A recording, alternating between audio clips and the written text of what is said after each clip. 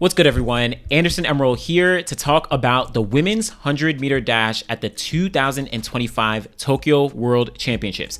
And today, I'm going to be giving you my full predictions, not just the top three, the gold, silver, and bronze, but also essentially the entire final and some other athletes who might be on the outside looking in, but are still contenders to not only make the final, but could potentially win a medal as well.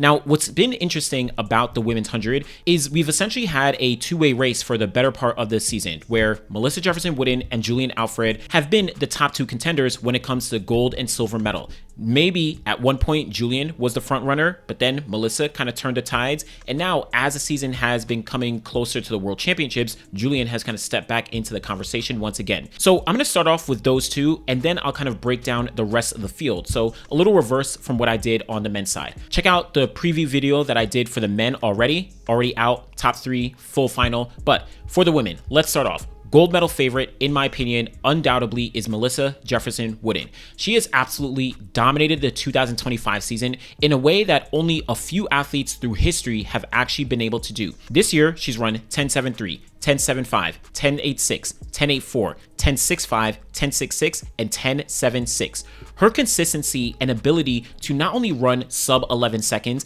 not only run sub 10.90 seconds, but run sub 10.08 seconds throughout the entire season is something that we've only seen from athletes like Julien Fraser-Pryce, Elaine Thompson-Herah, Shericka Jackson, Carmelita Jeter, Florence Griffith-Joyner. Those are the only athletes who have really been able to display consistency in that realm. And we're talking about Melissa coming off a bronze medal at the Olympics last year, dominating Grand Slam track at the early part of the season, and literally going undefeated in the 100 meters. She did go head-to-head with Julien at the Prefontaine Classic, and she came out on top, winning in 10.75 to Julien's 10.77. I think this is the season of Melissa Jefferson-Wooden, and she has the momentum going into the World Championships. Now, she has spoken about how she still sees herself as the underdog because she's not the Olympic champion. She's not the world champion. But there is that balance of the target being on her back for what she's been able to do throughout the entire season. Melissa Jefferson-Wooden, the clear favorite here, though I will say Julien, who I do have for the silver medal, is more than capable of winning that gold. She's been able to drop 10.7 seconds in all but one race that she's had this year. She opened up her 100-meter season running 10.89 seconds. She then followed that up with 10.75, 10.77, 10.79, and 10.76. And what's crazy is in the midst of those 10.7s, she took a break in the middle of the year after July, did not compete for the better part of August, returned for the Zurich Diamond League final, and ran that 10.76. After all those injury rumors and, questions around her health, she dropped a very comfortable 10.76. Now, this isn't in the realm of the 10.65 or the 10.66 that Melissa has been able to run, but I think we'd be a fool to say that Julien isn't capable of running 10.6 and maybe even capable of running faster. It might take that to win the gold medal. Now, we have never seen two women run 10.6 in a 100-meter race at the World Championships ever. The only time we've ever seen two 10.6s in the same race was the Lausanne Diamond League, I think in 2021, when Julien ran 10.6 and Elaine Thompson-Herah also ran 10.6.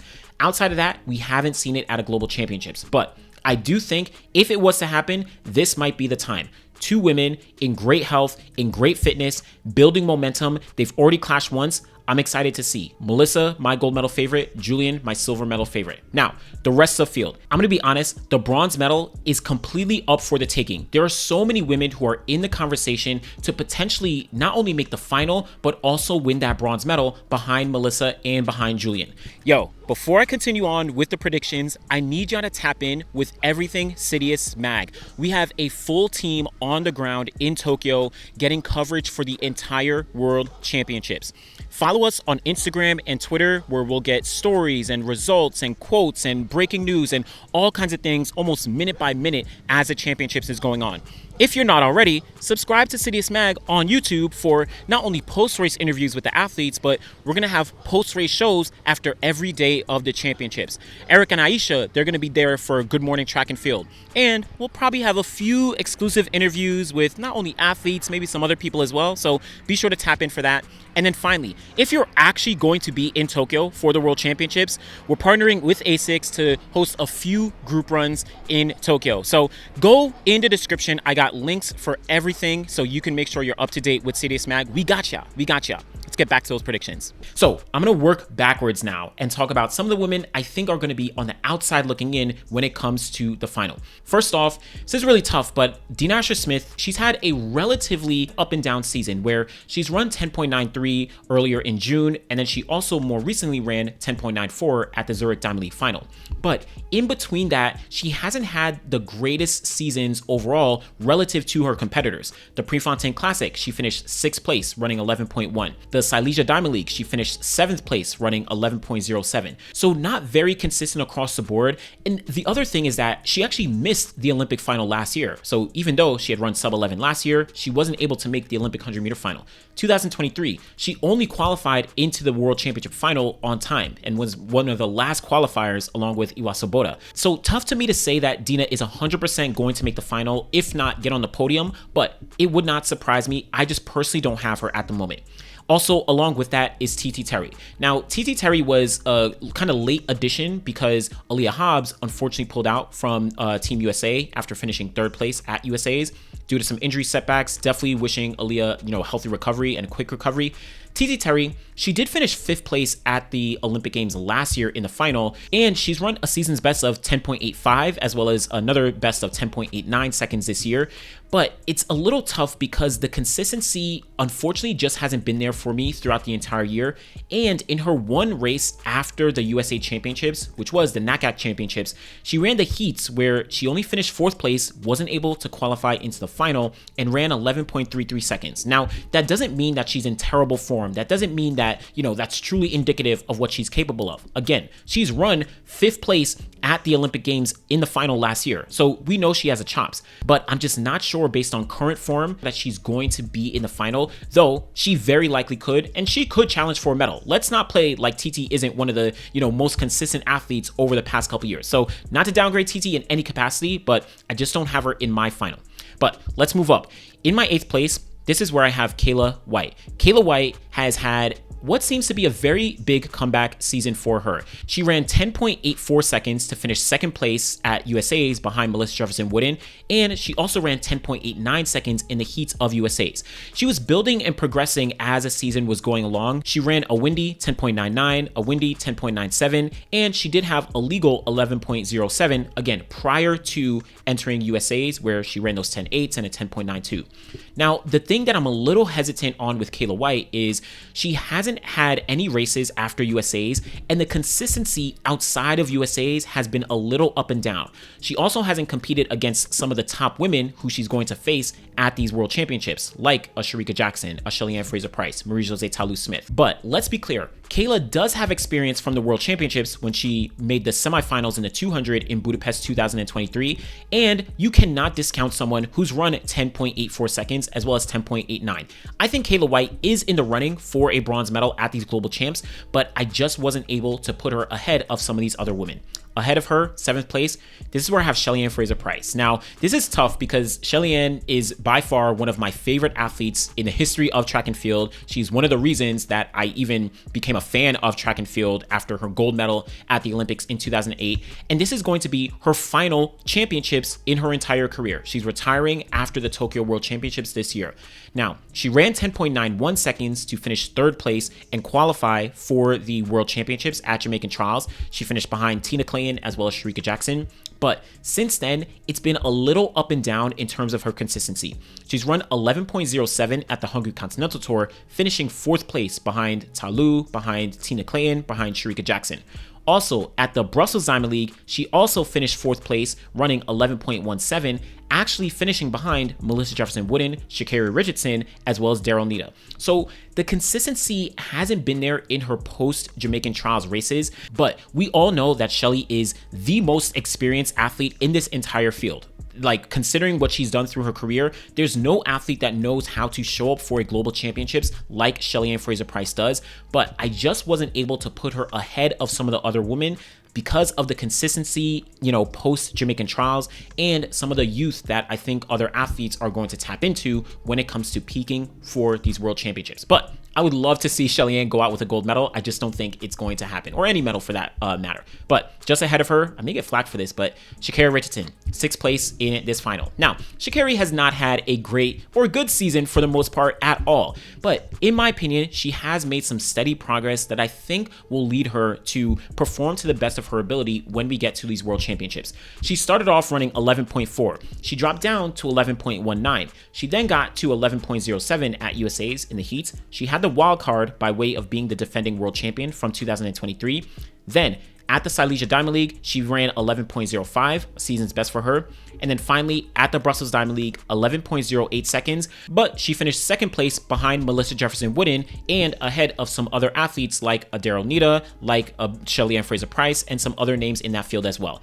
I do think that Sha'carri Richardson is going to do enough to make it into the final. I do see her running a 10.9, maybe a 10.8. Now, in my opinion, it's not going to be enough to actually get on the podium, but I can't deny the talent that she's displayed in the past, where again, she's a world champion. She's run 10.65 seconds. She's run 10.7 very consistently, specifically in that 2023 season. And she is the Olympic silver medalist from last year, only behind Julien Alfred. But I do think the setbacks that she's dealt with this year, injuries from early on in the season, probably took a little bit away from her training that she would like as we lead up into the world champs. But I think she's going to be in good enough form to be able to make the final. And in my opinion, I have her finishing 6th place here. But moving up, 5th place, this is where I have Shericka Jackson. Shericka Jackson from Jamaica. Now, she has also had a very interesting journey to these World Championships. Last year, she unfortunately wasn't able to compete at the Olympic Games due to injury setbacks. This year, she started also maybe a little bit later, but she did start to kind of get things going.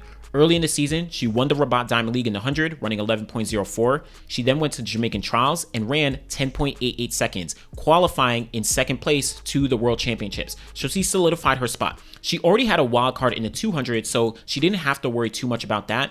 But the 10.88, she also ran 10.94 in the semifinals at Jamaican Trials. But then at the Hungary Continental Tour meet, she ran 11 seconds flat, but she was 3rd place behind Marie-Josee Smith as well as Tina Clayton. And she did run a few 200s as well throughout the season, but based on her season as a whole, it was hard for me to put Shericka Jackson on this podium. There was so much talent ahead of her and athletes who just had a lot more consistency, where even though she has the experience, even though she has silver medals from 2023 and 2022 in the 100 meters, I just wasn't able to give it to Shericka Jackson, and I only have her finishing 5th place here. But like I say for the men, and like I say right now, all these women, I think, are more than capable of winning a medal at these World Championships. But Shericka Jackson, 5th place. Moving up to 4th place, Jamaican fans, y'all gonna be mad. This is where I have Tina Clayton. I have Tina Clayton finishing 4th place at the World Championships in the final. Now, Tina Clayton has, just like her sister, been on the rise for, I mean, it seems like forever now, but she's still just 21 years old. This year, after dealing with injuries last year, she had a very, very big breakout where she got to Jamaican Trials and ran 10.81 seconds, winning Jamaican Trials ahead of Shericka Jackson, ahead of Julien Fraser-Pryce, ahead of all the other Jamaican women. But on top of that, she's been relatively consistent throughout the year, where she finished 2nd place at the Doha Diamond League, only behind her sister Tia, who unfortunately is not going to be at World Champs. Also, at the Racers Grand Prix, she won the 100 meters, beating out a very high quality field, running 10.98 seconds. After the Jamaican Trials, she went to the Prefontaine Classic, finished 4th place, running 11.02, which I think is a strong performance into a negative 1.5 headwind, only behind Melissa Jefferson-Wooden, as well as Julien Alfred and Marie-Josee Smith. She also went to the Hungary Continental Tour, ran 10.99. Silesia Diamond League ran 10.91. She has been very consistent in the 10.9 range, and we know she has a capability of running 10.8 when she needs to. I think she's going to be in the form that will contend for a medal, but unfortunately, I just wasn't able to give her that bronze medal position because, and people might hate this, I don't know, I have Marie-Josee Smith winning the bronze medal. Now, this is going to be a crazy thing because Talu Smith, unfortunately, has become known as almost like the Akane Simbine of, the women's side, where she's finished 4th place or 5th place or got injured or various different things at every global championships since 2021. Prior to that, she got the bronze medal in the 100 in 2019, and she got the silver medal in the 100 in 2017. But 2021, 2022, 2023, and 2024, she's made the final every single time and finished 4th or 5th or, down the pack, or last year at the Olympic Games, she unfortunately got injured and finished last place. But This year, I do think that Ta Lou Smith is going to find her way to get on the podium once again and, in my opinion, earn that bronze medal. And I was going a little back and forth between Marie-Josee Ta Lou Smith and Tina Clayton, but what gave it to me was what I was talking about with Tina Clayton and the races that she's had this year, where Ta Lou Smith has actually taken down Tina Clayton a couple times throughout the year. The Prefontaine Classic, Melissa Jefferson-Wooden, Julien Alfred, Marie-Josee Ta Lou Smith, Tina Clayton. The Hungary Continental Tour, Marie-Josee Ta Lou Smith, and then you had Tina Clayton. The Silesia Diamond League, you had Melissa Jefferson-Wooden, you had Tia Clayton, who's not competing at Worlds, Marie-Josee Ta Lou Smith, and then Tina Clayton. So when I'm looking at the consistency across the board, Marie-Josee Ta Lou Smith has been able to take down Tina Clayton as well as other athletes across the board very consistently throughout the year. On top of that, Marie-Josee Ta Lou Smith has run 10.90 seconds. She's run 10.92. She's run 10.97, 10.87, 10.92. The consistency has been there for Marie-Josee Ta Lou Smith. And I was actually looking at her previous seasons where she's done pretty well prior to a global championships. 2025, though, is probably the best season that Ta Lou Smith has had outside of 2023, where in 2023, she was running 10.78. She ran 10.88, 10.88, 10.82, 10.75. She was very consistent throughout the year, capping things off at the World Championships in Budapest, where she ran 10.79 and 10.81 to finish 4th place in that final. Now, look at what happened in that Budapest final. You can say she did underperform because if she ran her season's best, then she would have gotten on the podium. But she lost to Sha'carri Richardson, who ran 10.65, far away from, Ta Lou's personal best of 10.72. Shericka Jackson ran 10.72 in that final, which equals, Ta Lou's personal best, but, she would have had to run her absolute best race in her entire career. And then Julien Fraser-Pryce ran 10.77. Yes, again, Ta Lou, you could say she did underperform, but when it comes to 2025, I think based on the landscape of things, outside of Melissa Jefferson-Wooden and outside of Julien Alfred, Ta Lou Smith has had the consistency like she's not had in her entire career outside of that 2023 season. And I don't see anyone except Melissa and Julien who's operating on a level like a Shericka Jackson, Julien Fraser-Pryce, or Sha'carri Richardson. All three of them are obviously not in 2023 form. And when it comes to Tina Clayton, she doesn't have that experience that Marie-Josee Ta Lou Smith has to say I'm confidently going to put her, in that bronze medal position. When it comes to someone like Kayla White or TT Terry or Dean Asher Smith, I just have more confidence in Marie-Josee Ta Lou Smith. Again, I know that, she hasn't been the most consistent when it comes to these global championships, but when comparing all of her previous years, even 2021 and 2022, her seasons leading into the global championships haven't been as good as she displayed in 2025. 2023, I already broke that down, why she did finish 4th, but I'm going with it. So my top 3, Melissa Jefferson-Wooden, Julien Alfred, Marie-Josee Ta Lou Smith, and then everyone else finishing in 4th, 5th, etc., etc. I know, you may disagree, you may think I'm crazy, you may completely agree, you may understand my reasoning. I want you to go in the comments below, let me know what you think about my podium, let me know what your podium is, what's your top 3, what's your top 5, what's your top 8, go in the comments, let me know, and as always, be sure to like the video, subscribe to the channel, truly do appreciate y'all, thanks for watching.